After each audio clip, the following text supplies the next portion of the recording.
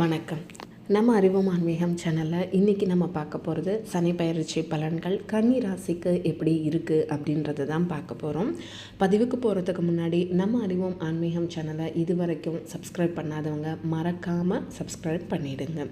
வாங்க பார்க்கலாம். 2026 ஆண்டோட முக்கியமான கிரக பயிற்சி அப்படின்னே சொல்லலாம். இந்த சனி பயிற்சி வாக்கிய பஞ்சாங்கப்படி மார்ச் மாதம் 6ஆம் தேதி நடைபெற இருக்குது.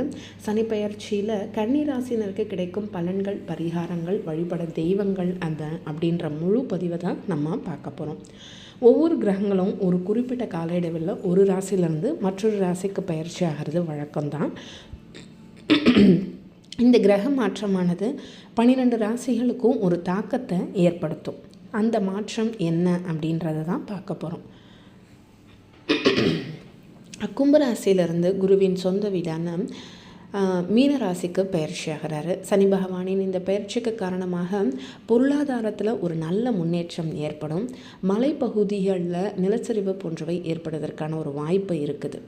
கன்னிராசி மீனம் உங்கள் ராசிக்கு 7ஆம் பாவம். 7ஆம் இடம் என்பது கலஸ்திர ஸ்தானம் அப்படின்றதுனால சனி போய் அமர்றதுனால கண்டக சனி அப்படின்னு அழைக்கப்படுது. இந்த கண்டக சனி காலகட்டத்தில் 3 விஷயத்தில் நீங்கள் ரொம்ப கவனமாக இருக்கணும். 1, ஆரோக்கியம் சார்ந்த விஷயங்களில் கொஞ்சம் கவனமாக இருக்கணும். சர்க்கரை, பிபி போன்றவை இருப்பவர்கள் சரியான உணவு முறை, மருந்துகள் எடுத்துக்கிறது ரொம்ப நல்லது. சின்ன சின்ன உபாதைகள் இருந்தாலும் இதற்கான உரிய மருத்துவத்தை பெற்றுக்கிறது ரொம்பவே நல்லது. அடுத்தது 2வது, பயணத்தில் கவனம். எந்தவித ஆரோக்கிய பிரச்சனையும் இல்லைங்க அப்படின்னு நினைக்கிறவங்க தற்போது நிறைய பேருக்கு இந்த எலும்பு சார்ந்த பிரச்சனைகள், ஜீரண பிரச்சனைகள், நுரையீரல் சம்மந்தப்பட்ட பிரச்சனைகள் வருவதற்கான வாய்ப்பு உங்களுக்கு இருக்குது. உரிய மருத்துவம் பெற்றுக்கிறது ரொம்பவே நல்லது. பயணம் சார்ந்த விஷயங்களில் மட்டும் கொஞ்சம் கவனமாக இருங்க. எந்த ஒரு விஷயத்தை செஞ்சாலும் அதை திறமையாக செய்வீங்க. நன்றாகவே சென்றாலும் மற்றவர்கள், அதாவது வண்டி வாகனங்களில் போகும்போது நீங்கள் கவனமாக சென்றால் கூட விபத்துகள் ஏற்பட வாய்ப்புகள் இருக்குது. அதனால் கொஞ்சம் கவனமாக இருங்க. கணவன் மனைவி இருவரும் எல்லா விஷயங்களையும் பகிர்ந்துக்கிறது நல்லது. சின்ன சின்ன விரிசல்கள் வருவதற்கான வாய்ப்புகள் இருக்குது.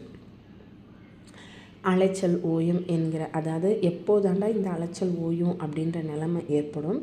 அம்மாவோட ஆரோக்கியத்தில் கொஞ்சம் கவனம் எடுத்துக்கோங்க. அப்பாவுக்கு உங்களுக்கும் இருக்க தவறான புரிதல்கள் எல்லாம் தீரணும் அப்படின்ற எண்ணம் ஏற்படும். நீங்கள் நினைக்கும் எல்லா விஷயங்களும் ஒரு முறைக்கு 2 முறை முயற்சித்தால் கண்டிப்பாக வெற்றி பெறலாம்.